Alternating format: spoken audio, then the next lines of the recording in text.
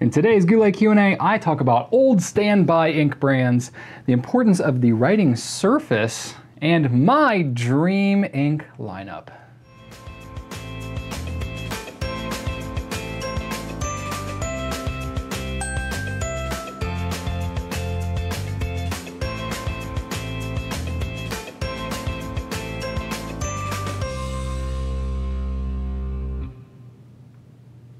Hey there, Brian Goulet here of GouletPens.com, and it's episode number 172 of Goulet Q&A.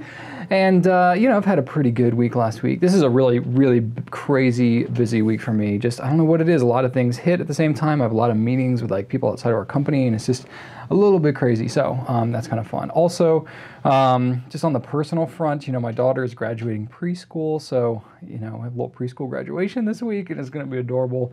I'm excited to hear what my daughter is going to be when she grows up. That's always a part of the ceremony. It's really entertaining hearing what each kid wants to be, whether it's like a spaceship cowboy or a Tyrannosaurus Rex wrangler or who knows what. But let's see here, what else? My daughter also had a dance recital this past weekend that was absolutely adorable. She's been doing dance for a couple of years, and Rachel did dance and her mother did dance. So it's kind of like a little family legacy thing, but it's pretty fun, very adorable. And I think my daughter did a pretty good job. She's 5, so it was adorable no matter what happened. On the business front here, product-wise, we've restocked some stuff lately. You know, getting some stuff in. We got some more Lamy Extra Fine nibs, which is kind of good. I know I announced before that they're not going to be available in the US anymore, but we did kind of try to stock up at least a little bit what we could, so we got some more of that in.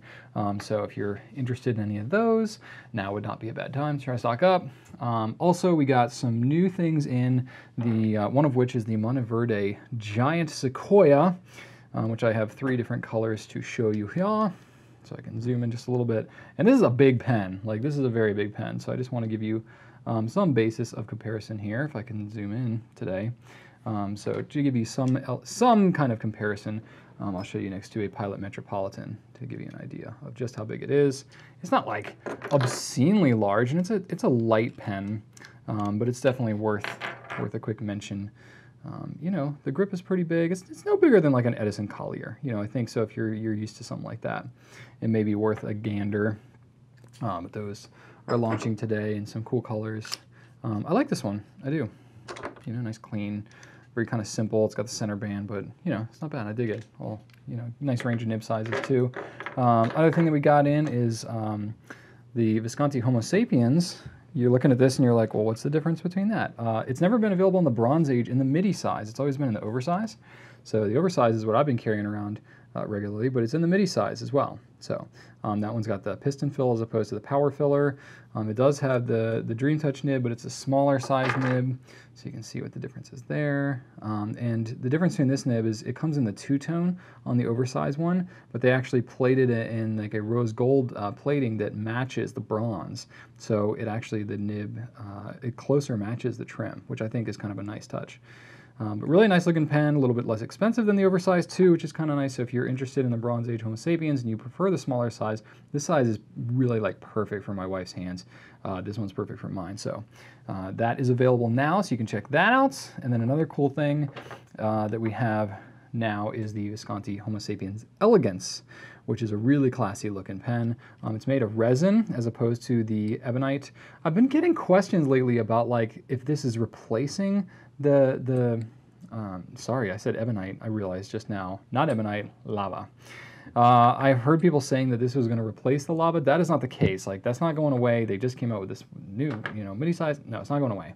But they do have this one. The reason they did it this way is because they wanted to make something a little less expensive, make something a little cleaner for those who didn't like the kind of, you know, rough and tumble look of the earthy look of the lava. And it is a cartridge converter as well. So that's a different change. So I know some people prefer the more elaborate system. Some people prefer a cartridge converter. And the nice thing about the cartridge converter is it's very easy to clean. And of course you can use cartridges, get that convenience too. It has their, what they call the, is it kind of like a premium, deluxe converter, premium converter, whatever it is. It's got the, you know, nice metal shroud on the back and very good quality as well. And it screws into there. So it's very secure. And so that is that. And the thing about this resin, you know, it feels very much like, I don't know if it's the exact same thing as what's on the Divina, but it certainly looks like it. I'm just calling it black resin because I'm trying to get clarification on what the material actually is, but the hook safe lock is very clean. It's very crisp. You know, it can have a little bit of grab to it on the lava one because that's the nature of the material, but on the pens that have the resin with the hook safe lock, it's just so clean and crisp, and that is no exception with this pen. It's available in both the oversize and the midi size in any color you want as long as it's black. So check that out if you're interested on our site. Another thing that we have that is new and exclusive to us is this Conklin Durograph, and it's called the Orange Nights. Orange Nights. So nice orange and black kind of theme going on here, available in the various Conklin nib sizes that we have. Cartridge converter pen, same price as the regular Durograph. And it's got the orange in it. The black is just plain black, but then the orange is a flecked orange.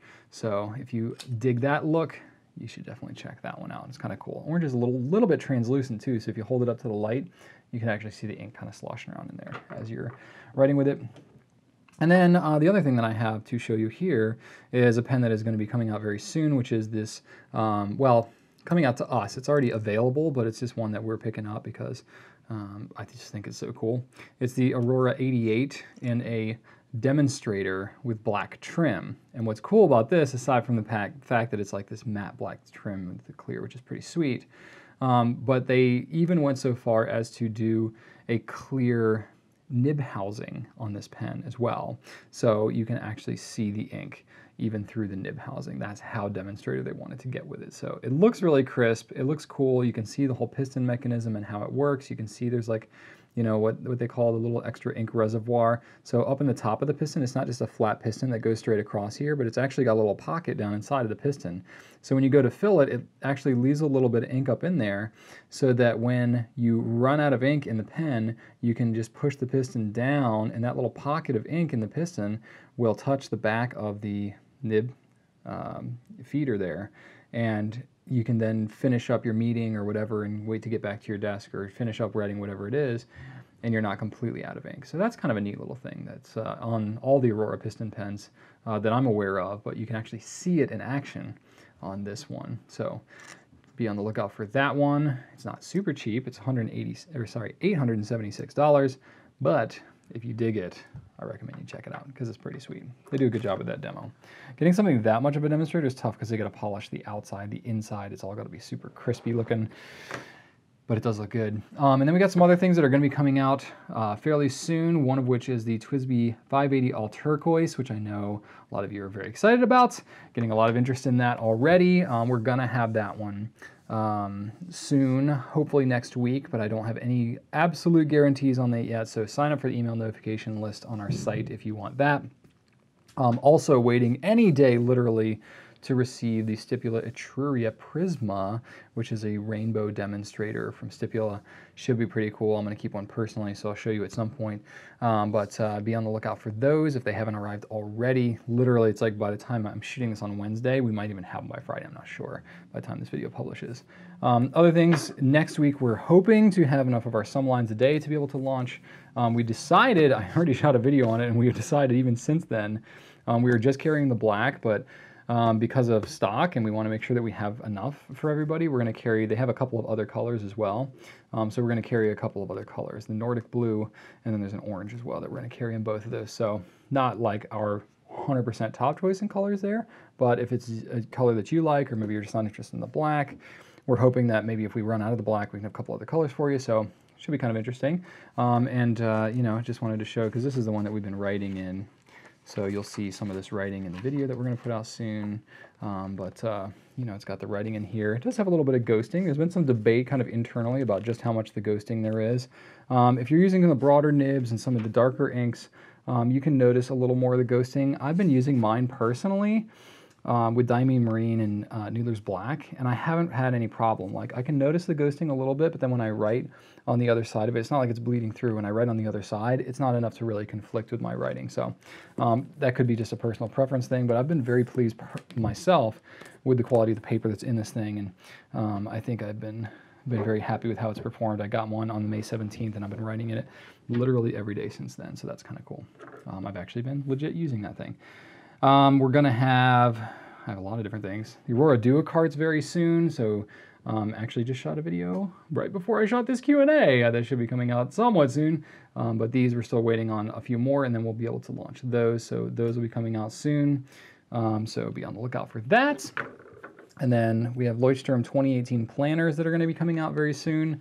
I know you're like, 2018, it just turned 2017.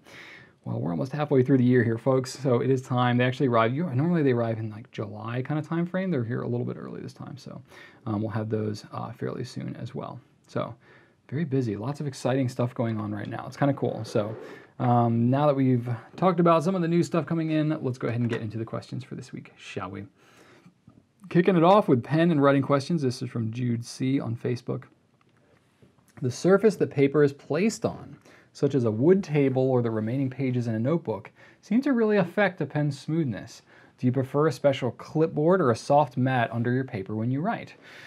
Me personally, I don't use any like special pad or anything like that, but it's a totally legit thing. If you're especially, I've got a wood desk here and it's fairly open grain wood, so it's, it's got a finish on it, but it does have, it's not like a perfect, it's not like a bar top epoxy, perfectly glossy surface. So with me, if I'm writing on a piece of paper, just a single piece of paper on something like a wood surface, I really feel the wood. It feels a little bumpier.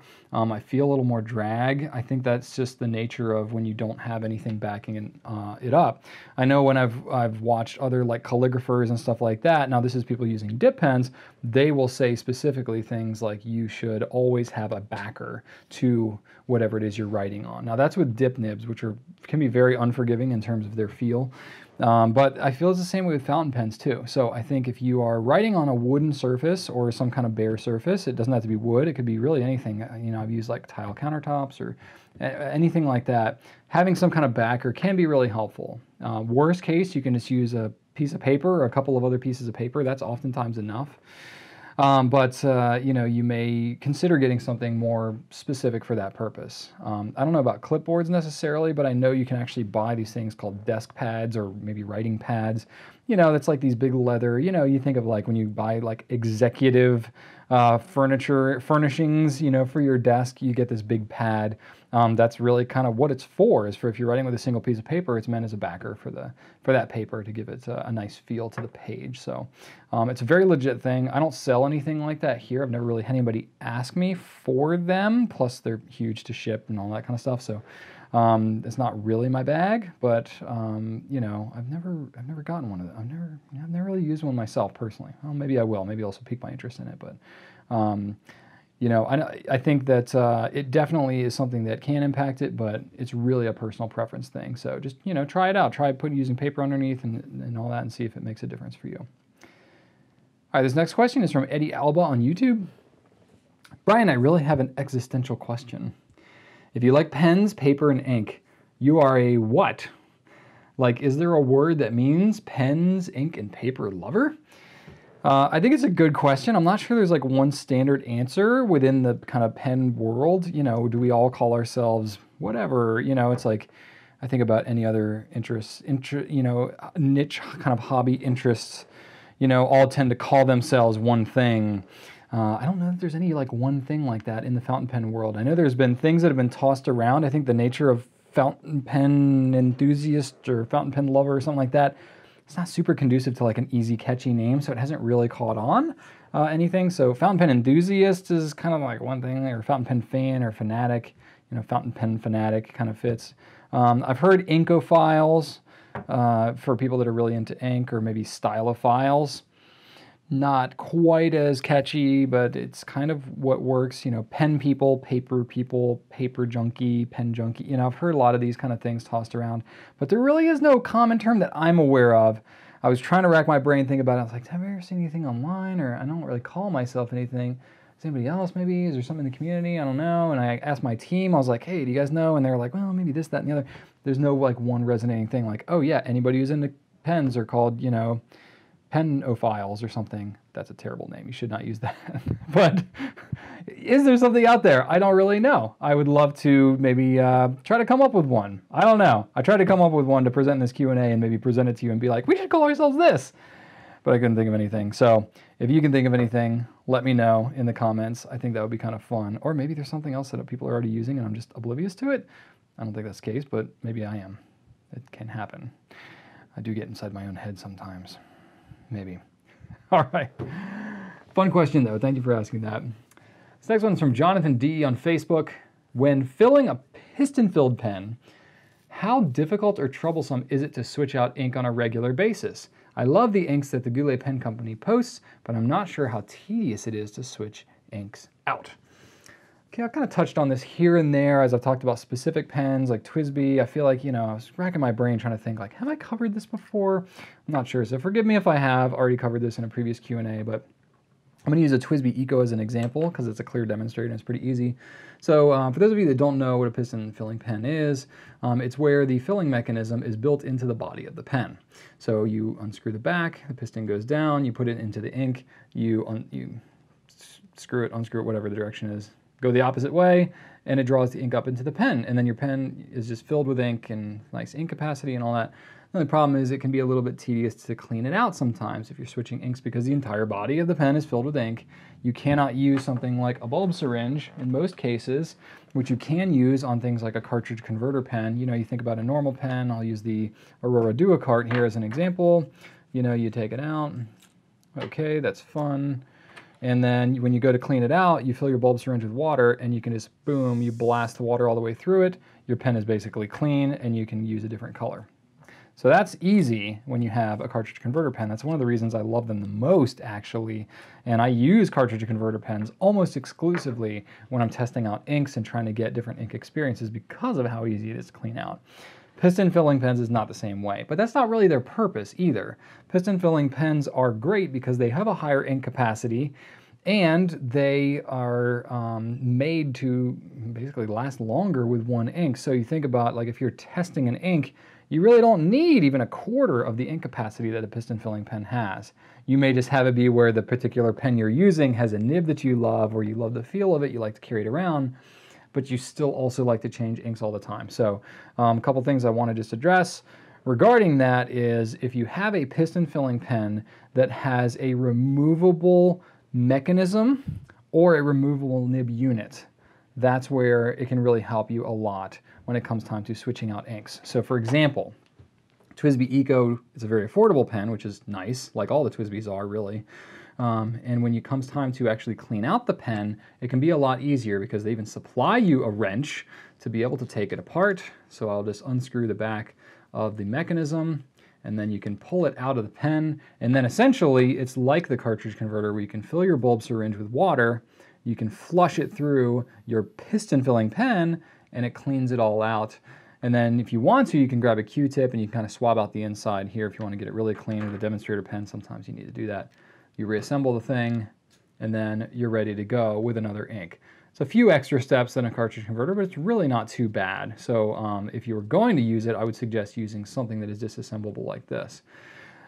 Next one I have here is one that is not quite as easy, but still could work. You know, I have an Aurora Optima right here, but the 88 is a similar concept. Now this one I have inked up, so this should get interesting. I may get my hands a little inky, but that's okay.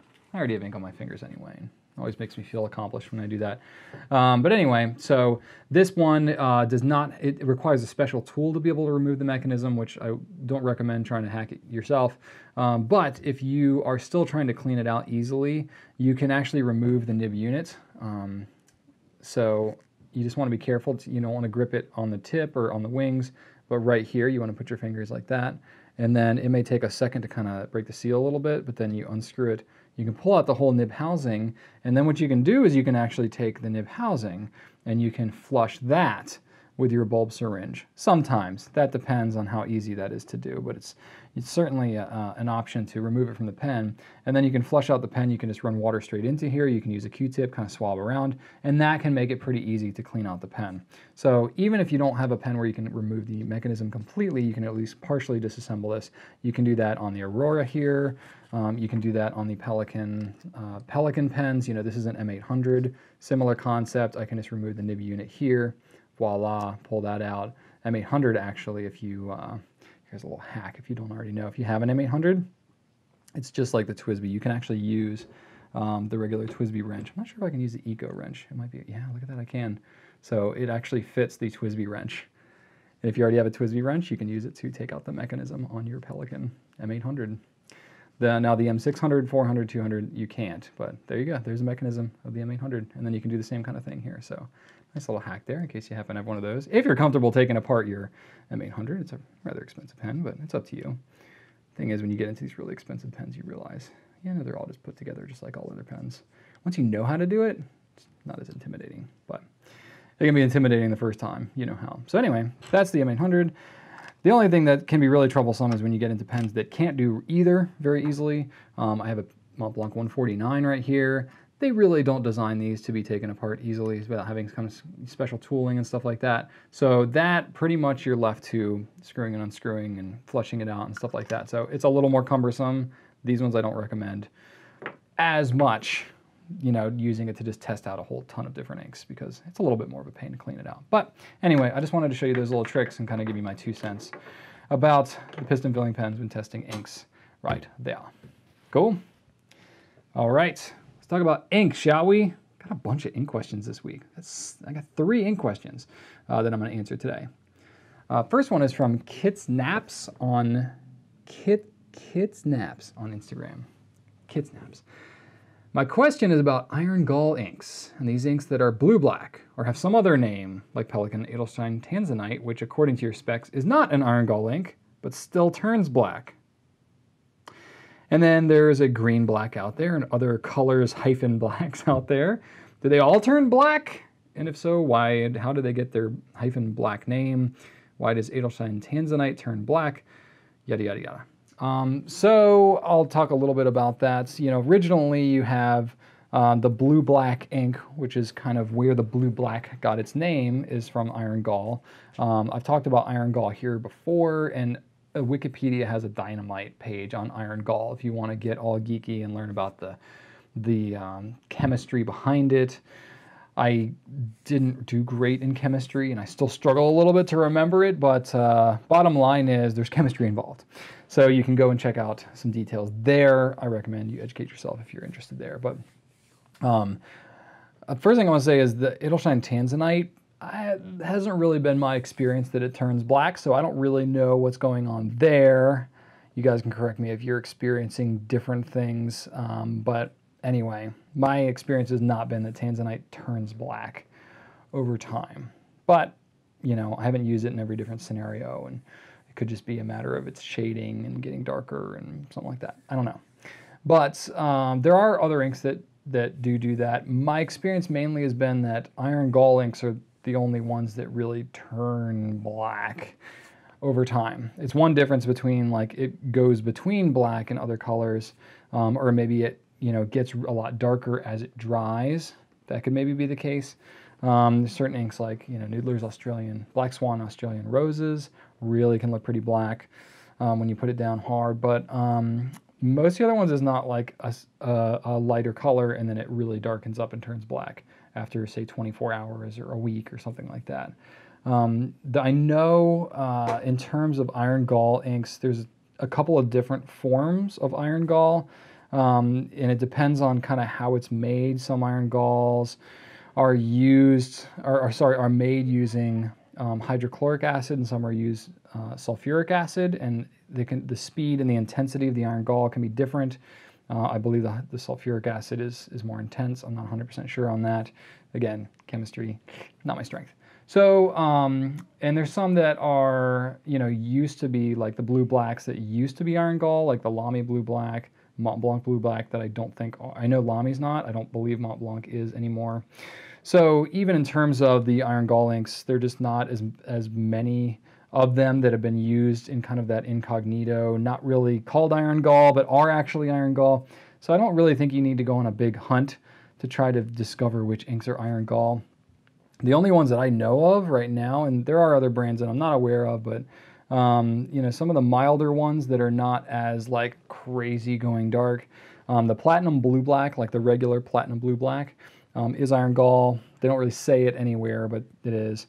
And then Roaring Klingner, Salix, and Scabiosa. Those are all lighter versions of iron gall, though. You get the waterproofness, but it doesn't really turn black.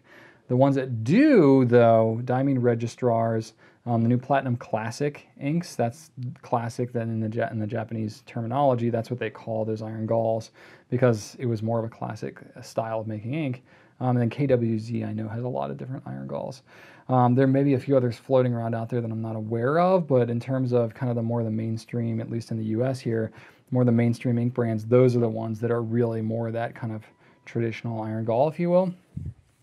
Even though if you really get deep into the traditional iron gall, you couldn't even use that stuff on a fountain pen because it was so thick and it would corrode everything terribly. So, you know, it's traditionally used with dip pens or quills or something like that. But, you know, I agree with you. If it was going to be iron gall, it should say it. Tanzanite is not iron gall, so they don't need to say any disclaimers because it's just a regular ink. It would be a little nicer if it was clearer which inks were iron gall, but, you know, with a little bit of investigation and some kind of scuttlebutt and rumors and stuff like that, we can pretty easily verify which ones are, and the ones that I've just said are the iron gall ones, so I can clear it up for you a little bit. Cool? All right, this next question is kind of a fun one. This is from Hunter R on Facebook. I'm going to take a sip of water before I get into this one. Hunter says, one I haven't seen answered before. If you had to choose a starting lineup of inks comprised of your single favorite ink from each brand you carry, how would that play out? Okay, so this was fair, and I thought about going on a couple of different routes with this question. I thought about, like, you know, maybe I should try and get a good, like, rainbow spread of different colors and pick across brands. But I was like, you know, the integrity of your question, you did ask me for my single favorite from each brand. So that's what I did. I just went brand by brand, and I was like, which one is my favorite? And let me lay it out with a disclaimer. This is very point in time. It very much depends on what happens to be my favorite at the moment, because I am not like, yep, this is my one ink that I love in this brand and I'll never use anything else. I have ones that I lean towards and that I prefer, but this is very much like where I am right now in the beginning of June 2017, what I consider to be my favorite. But if you pull up this video 2 years from now, you could be like, Brian hasn't talked about that ink in forever. It could be because I found something newer and sparklier and, you know, more distracting. So I'll go down each brand that I have and tell you my favorite. Start with Aurora. I'll go alphabetical too to keep it easier. Aurora Black. It's my favorite. I do like the new blue black they came out with, but the black, you know, it's just wet, it's dark, it's really, really solid. So I like that one the best. Caran d'Ache. Okay, so you know, they have some decent colors. I had a hard time picking this one, but I actually went with vibrant green. You know, nice kind of like spearmint color, nice Christmassy green. So I went with that one. Diatramentis, this one was tough because they have a huge range. But really out of all of them, you know, and I don't have like one Diatramentis that I use for a long period of time. There's so many different colors, I just kind of dabble. But I think the one that I like the most is indigo blue or Atlantic blue. They're so close. Nice deep blue with a little bit of red shimmer to it. They're both really good, but I went with indigo just because I feel like it needs some attention. Next one is from Diamine. Now this one I had a hard time with because I have a lot of different very kind of favorite Diamine inks. It was a real toss-up for me between Majestic Blue and Diamine Marine. I actually have Diamine Marine in my daily carry right now. I've been using it pretty regularly, but I have to say Majestic Blue just rocks my socks off. So Majestic Blue wins out for me. That would be if I had to use one Diamine the rest of my life, it would be Majestic Blue. Graph Faber-Castell, I chose Deep Sea Green. It's a nice like dark teal color. I really like that one. You're noticing it's a very similar theme between all these ink colors. And it just so happens a lot of the ones that are similar back to back. But anyway, speaking of which, J.R. Bond is next in line, and I went with 1670 Emerald of Chivor. I just love that ink. It's so solid. J.R. Bond is hard to pick too. But anyway, Emerald of Chivor wins for me. Lamy was tough because you have the regular inks, but then you also have some of the special editions they've had before. So that one gets tough. If I had to choose a regular line, I would say Lamy Turquoise. But if I had to choose one of the special editions, it would be Copper Orange was my favorite of all the special editions. Dark Lilac is great, don't get me wrong, but Copper Orange was pretty amazing, and I really enjoyed that one. Monograppa, I chose Monograppa Turquoise. Nice solid turquoise there, and it's the one that kind of stands out to me the most in the line.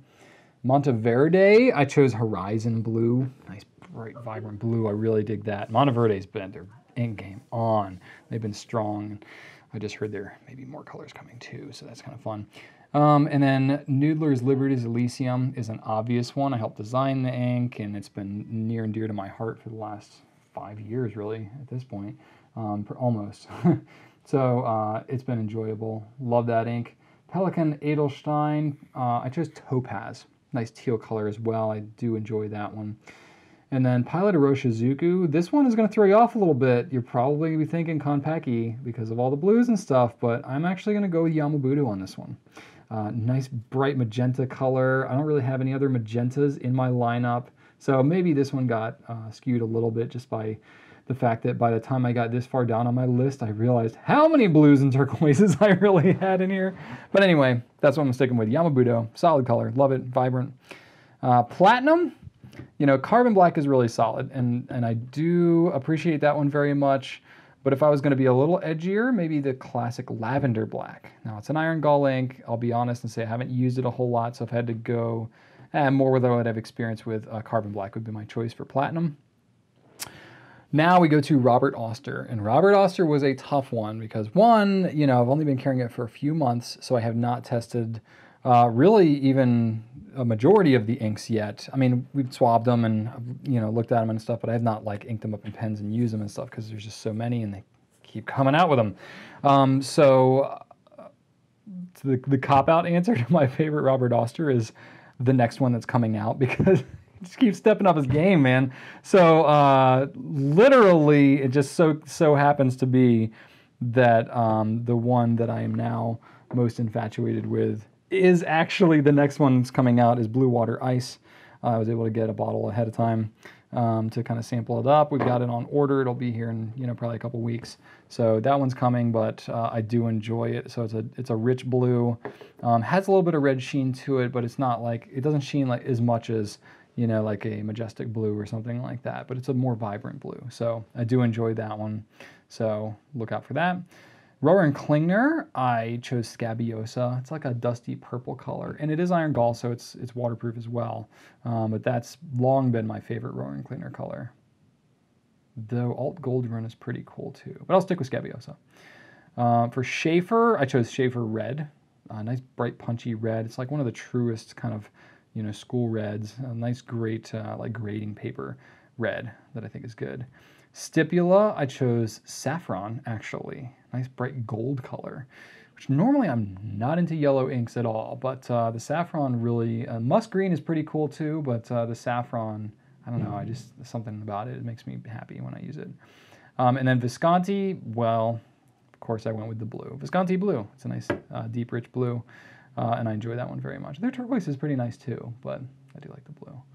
And that's everything I carry, all the brands I carry at the moment. I don't think I left any out. I went down our website and I literally just like went down each brand and did it. So that's what I've got at the moment. Again, very point in time, and lots of blues and teals, but maybe some other colors in there so you can get. So that would be my dream lineup, one of each color, one of each brand. All right, next question is from Andrew Holgan on Twitter.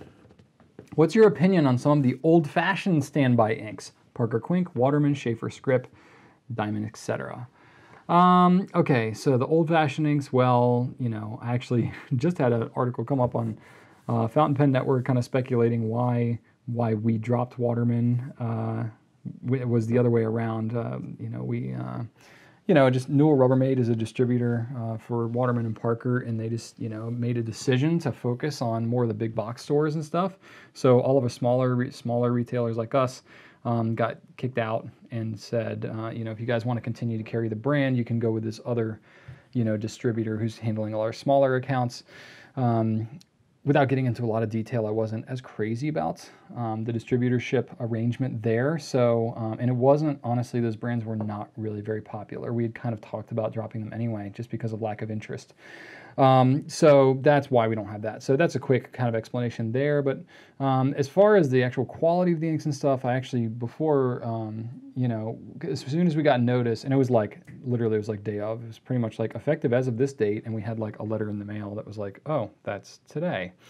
And I think we got an email too at the same time. So we got the letter and the email, and it was like, well, this is a done deal then. So whatever stock we have on hand, that's it.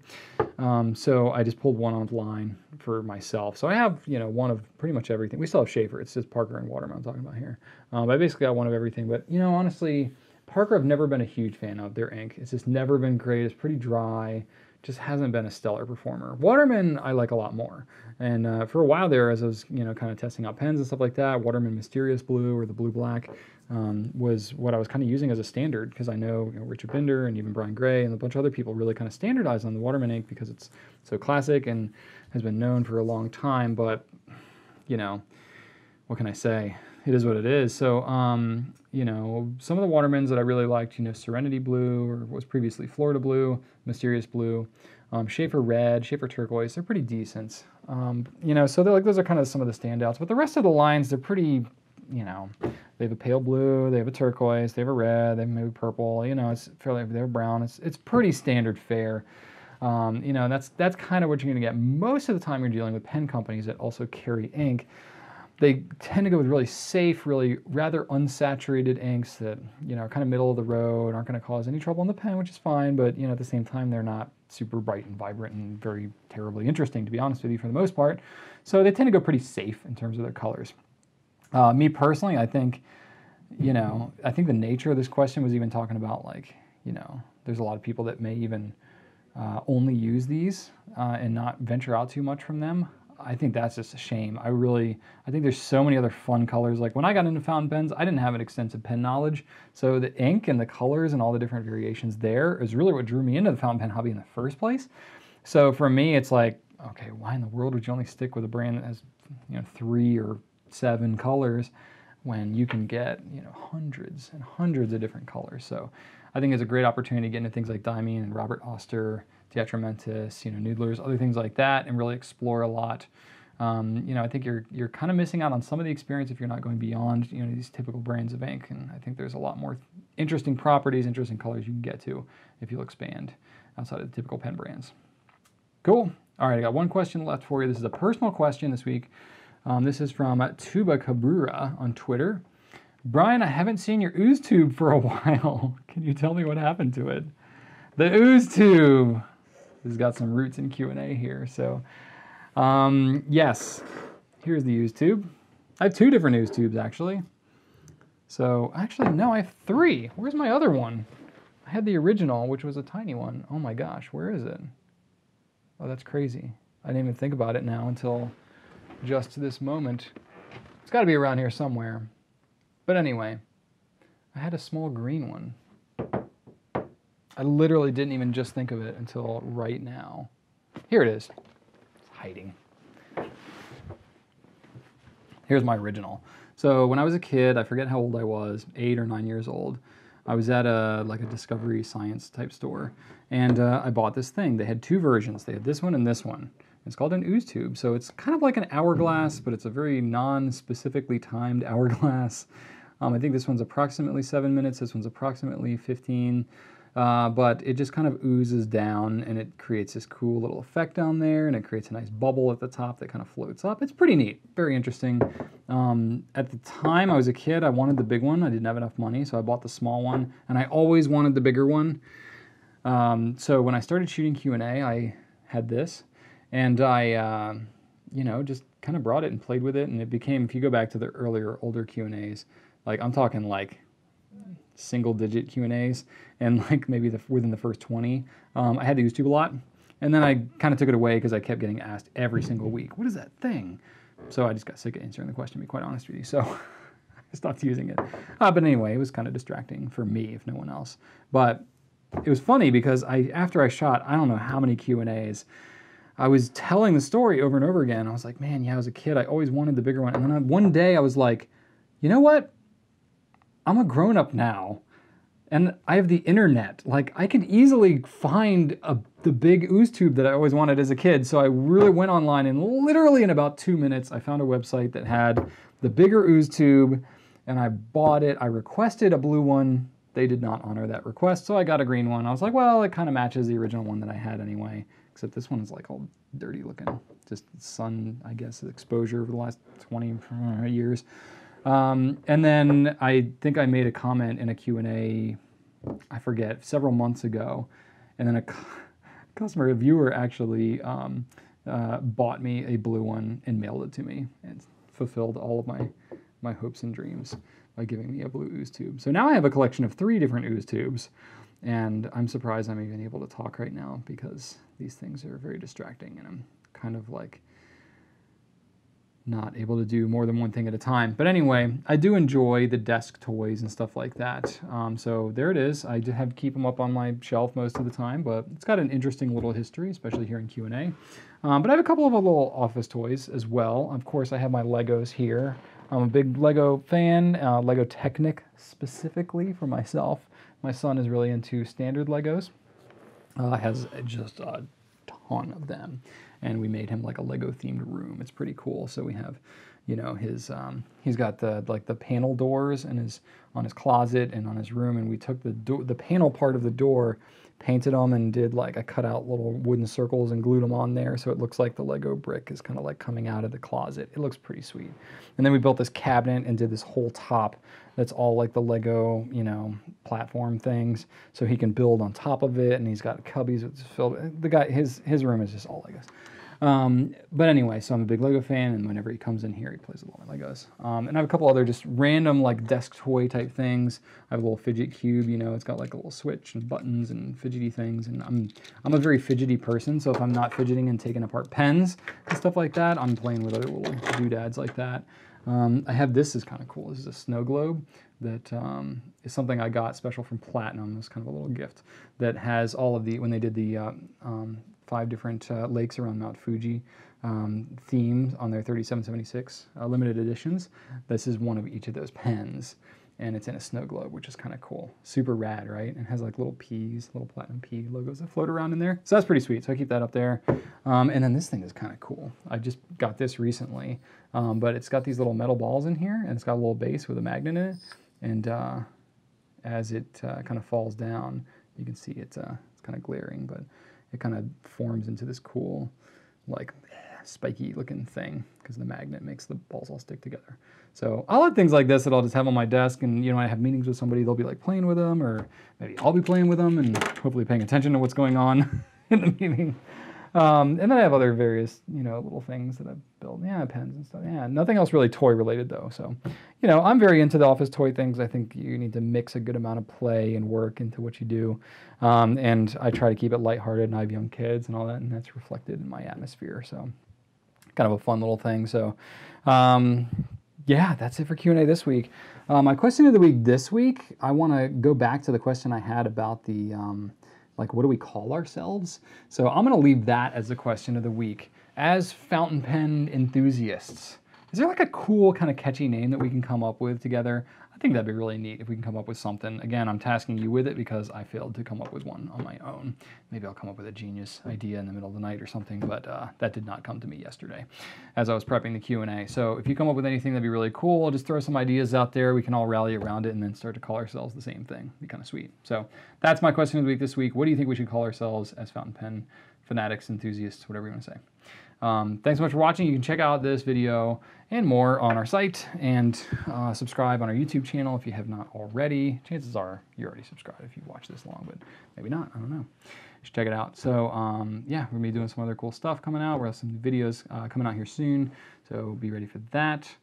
And yeah, not bad. 5:15. Okay, so I ran a little long today. Normally I start Q&A a lot earlier, but I had a lot of stuff happen today, so it's now 5:15. I'm going to go. So hope you enjoyed this one. Have a great weekend and a great rest of your week.